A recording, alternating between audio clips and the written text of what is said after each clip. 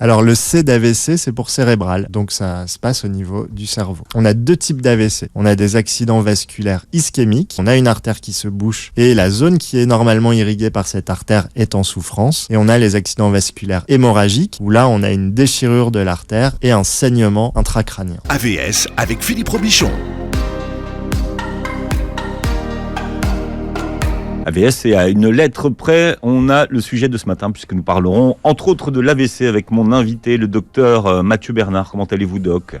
Ça va très bien, Philippe. Bonjour à tous. Merci de m'inviter encore une fois. Écoutez, c'est un plaisir, doc. C'est un plaisir partagé alors. Cardiologue, spécialiste de l'hypnose et autres thérapies brèves, et vous débarquez sur les réseaux sociaux. Ça y est, ça commence. Grâce à vous. Alors, je ne sais pas si c'est grâce à moi, mais en tout cas, vous débarquez. Grâce à vous. Vous débarquez où alors ? Alors sur pumta.fr, pumta.fr. Alors voilà. C'est un peu grâce à vous, d'ailleurs, un petit clin d'œil. Alors regardez la tête, pumta.fr. Alors pourquoi Pumta ? On explique aux gens.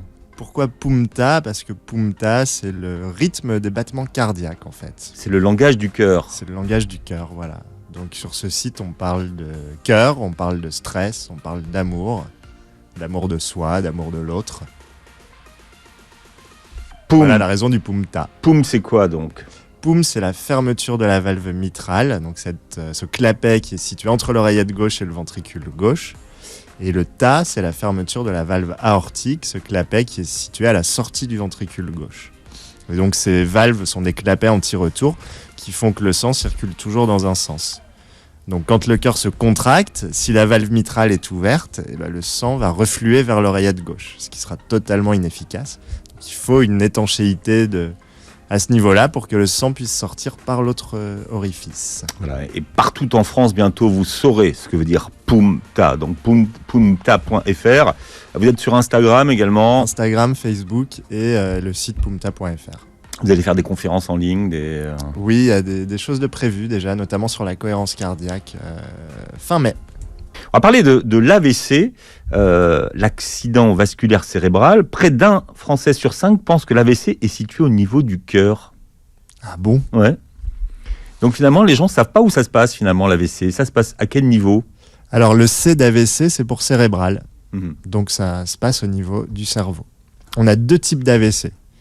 On a des accidents vasculaires ischémiques. Donc, comme vous le disiez, on a une artère qui se bouche et la zone qui est normalement irriguée par cette artère est en souffrance. Et on a les accidents vasculaires hémorragiques où là, on a une déchirure de l'artère et un saignement intracrânien. Mmh. Est-ce que c'est fréquent l'AVC ?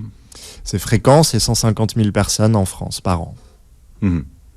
Qui sont victimes d'accidents vasculaires cérébrales. Et finalement, quel est le taux de mortalité ? On ne va pas faire peur aux gens, mais sur ces 150 000, combien... On va pas faire peur aux gens, parce que dans les études, en plus, il y a les complications de l'accident vasculaire. Donc les patients peuvent ne pas mourir immédiatement de l'accident vasculaire, mais quand on se retrouve hémiplégique, c'est-à-dire la moitié du corps paralysé, après on peut avoir des complications infectieuses, des complications type de phlébite et d'embolie pulmonaire. Enfin, il y a tout un tas de choses. Et donc, on va incriminer l'accident vasculaire, mais qui n'est pas l'unique cause. Et puis, cette mortalité, elle est évaluée. Elle n'est pas évaluée juste au moment de l'accident vasculaire. Elle est évaluée aussi sur les mois, les années qui suivent. Donc, on va pas donner de chiffres. Bon, mais si on a décidé de parler de l'AVC ce matin, c'est parce qu'en termes d'AVC, chaque minute compte. Exactement. AVC, c'est l'acronyme d'accident vasculaire cérébral et c'est aussi l'acronyme d'agir vite pour votre cerveau. Je vous disais que j'avais l'impression qu'il y avait de plus en plus de femmes assez jeunes d'ailleurs, qui faisaient des AVC. Comment est-ce qu'on peut l'expliquer ? On l'explique par les facteurs qu'on a évoqués tout à l'heure, c'est-à-dire la contraception orale et le tabac. Et les deux associés, ça fait des ravages, vraiment. Donc il y a eu un changement de comportement de la population féminine, avec maintenant de mémoire, on a plus de femmes qui fument que d'hommes, si je ne dis pas de bêtises, ou en tout cas les chiffres sont à peu près équivalents. Et c'est ce qui explique que les femmes sont plus sujettes qu'auparavant aux accidents vasculaires cérébraux. C'est également le cas pour les infarctus. Le problème, c'est que nos études de médecine nous apprennent que les femmes ne font pas d'infarctus, ou en font peu, ce qui est faux. Et surtout que les femmes ont des particularités qui font que le tableau de l'infarctus n'est pas celui que l'on apprend dans les livres. C'est différent, donc on n'y pense pas forcément. Et comme on a cette idée qu'en plus elles ne font pas d'infarctus, on a des retards diagnostiques. Donc il faut vraiment que les mentalités changent. Et dès qu'on a une suspicion de quelque chose chez une femme, il faut vraiment aller jusqu'au bout de ces hypothèses diagnostiques. À noter que l'AVC est la première cause de mortalité chez les femmes, devant le cancer du sein et l'infarctus du myocarde dont vous venez de parler, et que ça ne concerne pas les femmes âgées forcément non plus. Pas forcément. Ça, c'est une erreur de le croire. Finalement, il y a des gens qui font des AVC mais qui ne s'en rendent pas compte. Comment est-ce que vous pouvez expliquer ça ? Alors, dans les accidents vasculaires ischémiques, donc encore une fois une artère qui se bouche, on a ce qu'on appelle deux types là d'accidents vasculaires ischémiques. Ceux qui sont constitués, c'est-à-dire que l'artère est bouchée, reste bouchée pendant plusieurs heures et occasionne des dégâts qui sont irrémédiables, qui vont pouvoir être corrigés avec de la rééducation, mais en général incomplètement. Et puis vous avez les accidents ischémiques qu'on appelle transitoires, où le déficit que l'on va observer, alors j'en ai pas parlé, mais on peut avoir aussi une cécité transitoire, donc une perte de vue qui va durer quelques minutes ou quelques heures dans les signes d'accident vasculaire. Ça peut être une perte de parole quelques minutes, ça peut être une faiblesse musculaire quelques minutes, une paralysie quelques minutes, et les choses rentrent dans l'ordre. C'est-à-dire que l'artère s'est bouchée et que quelques minutes plus tard, elle s'est débouchée. Là, on est donc sur quelque chose de transitoire. C'est un signe d'alerte, en fait. Ça veut dire qu'attention, là, il y a une menace, il y a un danger. Ce qu'on appelle les AIT, en fait. Exactement. Ouais. Et donc, ces AIT... c'est quoi, des mini-AVC, c'est quoi ? Alors, ce ne sont pas des mini-AVC, ce sont des accidents vasculaires ischémiques. L'artère se bouche, mais rapidement, elle va se déboucher, suffisamment tôt pour qu'il y ait des symptômes, mais que ces symptômes ne persistent pas et que, par conséquent, il n'y ait pas de séquelles. Est-ce qu'il y a des signes avant-coureurs d'un AVC, par Non, exemple, les jours qui précèdent ou Il n'y en a pas vraiment. Alors, on peut avoir des accidents ischémiques transitoires, des petits phénomènes, effectivement. Donc, ce sont les mêmes que les accidents ischémiques constitués. La différence, c'est qu'ils vont durer quelques minutes. Alors, on fait un signe, la perte du goût. Est-ce que ça... Non, la perte du goût, c'est plus la Covid. Ou la Covid ou les maladies d'Alzheimer ou de Parkinson. Oui, en tout cas, c'est pas quelque chose de courant. Donc, quelle est l'importance de connaître ce qui se passe quand on a des symptômes d'AVC ? Alors, il faut, si on veut traiter l'accident vasculaire, il faut réagir extrêmement vite, parce que c'est comme pour l'infarctus, en fait. Il faut réagir dans l'infarctus du myocarde, il faut réagir dans les premières heures. Parce que si l'artère reste bouchée longtemps, il va y avoir des dégâts qui sont irrémédiables. On ne peut pas réparer ensuite. Alors, on découvre que le cerveau a une neuroplasticité, donc il est capable de recréer des neurones, mais ça ne va pas suffisamment vite pour que la totalité des symptômes disparaissent. Des neurones et des liens, en fait. Voilà. Et donc, plus on agit vite, plus on risque plus on va diminuer le risque de séquelles. Qu'est-ce qui se passe dans le cerveau au moment d'un AVC ? Techniquement, on le sait, ça ? Techniquement, alors oui, on a soit une artère qui saigne, et là, si c'est une artère qui est accessible, il va falloir boucher le trou par lequel l'artère saigne. Soit on a une artère qui se bouche, et donc là, on va avoir un arrêt du sang, un arrêt de la circulation sanguine, donc un manque d'apport en oxygène et en glucose, qui sont les deux carburants nécessaires au cerveau. Je précise que le cerveau consomme 20% de notre oxygène à lui tout seul. Donc c'est l'un des plus gros consommateurs d'oxygène, et dès qu'il en est privé, il se met à souffrir. Quelle est la localisation d'un AVC ? Est-ce que ça peut se faire, est-ce que ça peut avoir lieu sur toutes les zones du cerveau ? Sur toutes les zones du cerveau. Et c'est en fonction de la symptomatologie qu'on est... Alors, autrefois, on était capable. En fonction des symptômes décrits par le patient, on avait cette science-là de savoir que si c'est tel muscle qui est déficitaire, c'est telle zone du cerveau qui est touchée. Aujourd'hui, on a l'IRM. Qui voit la zone qui est... Donc on a perdu cette science. Ouais. Comme en cardiologie, on a perdu la science de l'auscultation au profit de l'échographie cardiaque. C'est bien ou c'est pas bien ? C'est bien et ça n'est pas bien, parce que le jour où on a besoin on est en panne d'appareil et qu'on a besoin de faire un diagnostic, on est gêné. J'ai un ami qui est parti faire de l'humanitaire en Afrique noire et qui était stupéfait parce que ses collègues africains avaient une science de l'examen clinique que lui n'avait pas, tout simplement. Et ses collègues africains étaient capables de faire des diagnostics que lui ne pouvait pas faire sans scanner. Oui, sans IRM. Donc c'était plutôt une régression, là. Ce qui devait être un progrès. Voilà. Mais si le scanner est accessible, c'est parfait. Mais le meilleur examen pour diagnostiquer précocement un accident vasculaire ischémique, c'est l'IRM. Or, l'accès à l'IRM en France est très limité. En Allemagne, il y a quasiment autant de scanners que d'IRM. En France, il y a bien plus de scanners que d'IRM, puisque c'est sur autorisation ministérielle, et que c'est difficile d'avoir une autorisation d'ouvrir une IRM. Et donc, on est limité en France par le peu de machines. Quels sont les bons réflexes à avoir, alors donc, Le 15. Le 15, directement. Le 15, oui, directement. Parce qu'il faut vous adresser, encore une fois, pour éviter la perte de temps et la perte de chance, dans une unité de neurologie vasculaire dédiée qui va être en mesure d'avoir l'accès à l'IRM pour faire le diagnostic précocement et de traiter, si le traitement est possible, et donc de le faire le plus rapidement possible afin d'éviter au maximum les séquelles.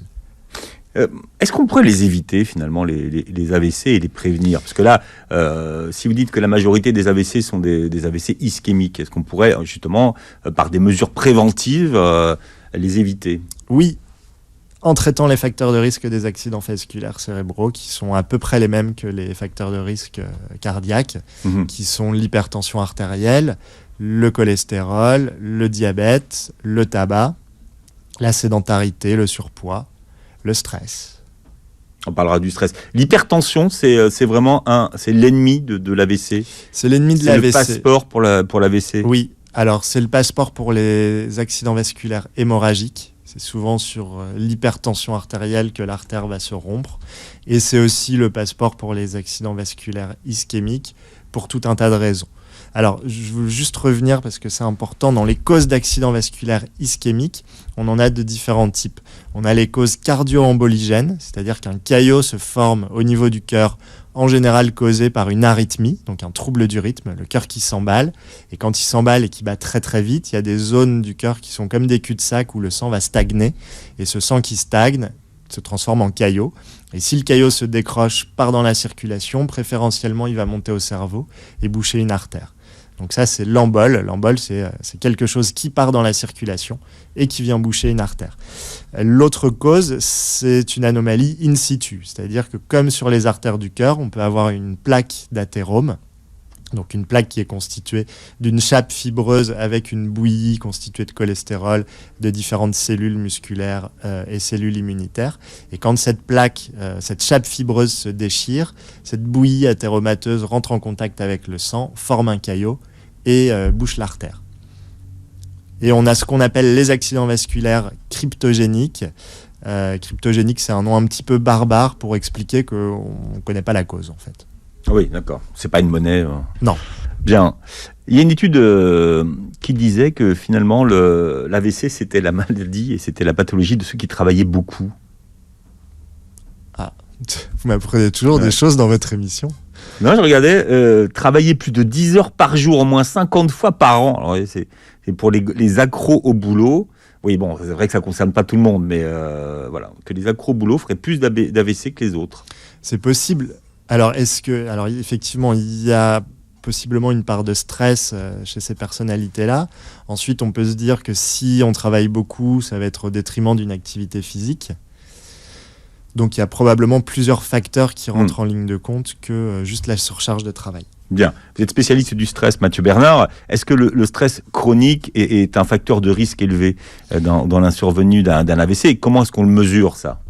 Le stress, comment on le mesure? Non, ouais, le fait que finalement il y a un lien entre le stress et un AVC. Il y a des études qui ont montré ce lien. Les personnes qui étaient exposées à un stress intense dans l'année avaient 4 fois plus de risques de faire un accident vasculaire que celles qui étaient épargnées par les événements de la vie. Donc dans ce cas-là, il faut prendre en charge le stress? Il faut prendre en charge le stress. Oui, le stress impacte d'autres facteurs de risque. Le stress entraîne une élévation de pression artérielle, entraîne une élévation du taux de sucre, donc un risque de diabète, entraîne une élévation du taux de cholestérol. Chez les fumeurs, le stress va augmenter la consommation de tabac avec l'illusion que cette consommation de cigarettes accrue va les calmer davantage. Ouais. Exactement. Donc oui, il faut lutter contre le stress, c'est fondamental. Alors, le problème dans le monde, c'est que le stress n'est pas aussi facilement quantifiable que le nombre de cigarettes fumées ou qu'un taux de sucre ou de cholestérol ou qu'une valeur tensionnelle, et que c'est quelque chose de subjectif donc et un peu délaissé par la médecine. Alors vous justement qui êtes spécialiste du stress et cardiologue, qu'est-ce que vous conseillez pour prendre en charge son stress, et vous qu'est-ce que vous appliquez? Alors je conseille et qui fonctionne. Je conseille de vous rendre sur mon site pumta.fr ou d'acheter mon livre. Vous aurez plein de bons conseils sur le stress et la gestion du stress. Bon, comme ça c'est fait, Mathieu. Donc voilà, ça c'est le quart d'heure auto-promotion. C'était le côté téléachat sur le numéro qui s'affiche en bas de votre transistor. Et sinon, alors vous avez plusieurs façons. Soit vous le faites tout seul en pratiquant la méditation, le yoga. Soit vous vous faites aider en vous mettant le pied à l'étrier pour de la méditation pleine conscience, mais avec un matériel de neurofeedback qui vous permet vraiment d'avoir un retour, de progresser, de constater si vous êtes vraiment dans un état méditatif. La cohérence cardiaque, avec ou sans capteur de pouls. Ma préférence va pour les capteurs de pouls parce que là aussi, on voit si l'on pratique bien et on a ce désir de progression. Alors, et cet auto-apprentissage. C'est vrai que la cohérence cardiaque, c'est quelque chose que tout le monde peut pratiquer. Ça coûte zéro. Enfin, voilà, ça coûte rien. Une connexion Internet, mais même sans connexion Internet, on inspire sur 5 secondes, on expire sur 5 secondes. Le tout en ayant des pensées positives. Et normalement, on se retrouve rapidement dans un état de cohérence cardiaque. Et puis ensuite... Et ça agit vraiment sur le stress. Ça agit vraiment sur le stress. C'est médicalement, scientifiquement prouvé. La pratique régulière, parce que c'est comme pour tout, c'est comme pour le sport. Si vous allez en salle une fois par mois, vous n'en tirez aucun bénéfice. Donc la pratique quotidienne, idéalement 5 minutes, 3 fois par jour, le matin au réveil, un petit peu avant midi et vers 16-17 heures, entraîne une baisse de la sécrétion du cortisol, qui est l'hormone du stress chronique. Et entraîne une augmentation de la DHEA, qui est l'hormone de jouvence. Simplement en respirant calmement. On inspire sur 5 secondes, on expire sur 5 secondes. 3 fois par jour pendant 5 minutes. Donc sur vos réseaux, il y a des exercices de cohérence cardiaque, Mathieu Bernard. Bientôt, on est en train de développer un métronome pour caler sa respiration sur ce rythme 5-5. Qu'est-ce qu'on sait de l'hérédité des AVC? Est-ce qu'il y a des familles à AVC? Est-ce qu'il y aura un côté héréditaire ou pas? Oui, il y a un côté héréditaire. On le prend en compte quand l'accident vasculaire survient avant l'âge de 50 ans. Chez les hommes, avant l'âge de 60 ans chez les femmes. S'il survient après ces âges-là, c'est l'histoire naturelle de la personne. Si quelqu'un a dans sa famille un proche qui a fait un accident vasculaire à 64 ans, normalement, il n'y a pas d'hérédité. En fait, les gens commencent à avoir peur quand ils ont quelqu'un de leur entourage qui fait un AVC. C'est souvent le cas. Il est toujours temps d'agir. Exactement. Prévention des facteurs de risque. C'est ça qu'il faut dire, qu'il est toujours temps d'agir et de prévenir un AVC, même si la prise en charge des AVC a quand même beaucoup progressé aujourd'hui. Oui. On a de réels progrès, mais la clé, c'est d'intervenir rapidement. Même si on a fait beaucoup de progrès, si on arrive après la bataille, c'est malheureusement trop tard. Donc il faut réagir dès le moindre symptôme. Quand on a fait des petits AVC, qu'est-ce qu'on sait des risques qu'on a de refaire un AVC derrière? Alors, en l'absence de traitement préventif, on a un risque très élevé de refaire un accident vasculaire. Quand on fait un accident vasculaire cérébral, il y a la prise en charge, le traitement, mais il y a aussi la recherche de la cause. Parce qu'en fonction de la cause, les traitements sont différents. Si c'est une artère qui a tendance à se rétrécir et à se boucher, on mettra plutôt des médicaments qu'on appelle des antiagrégants plaquettaires, comme l'aspirine.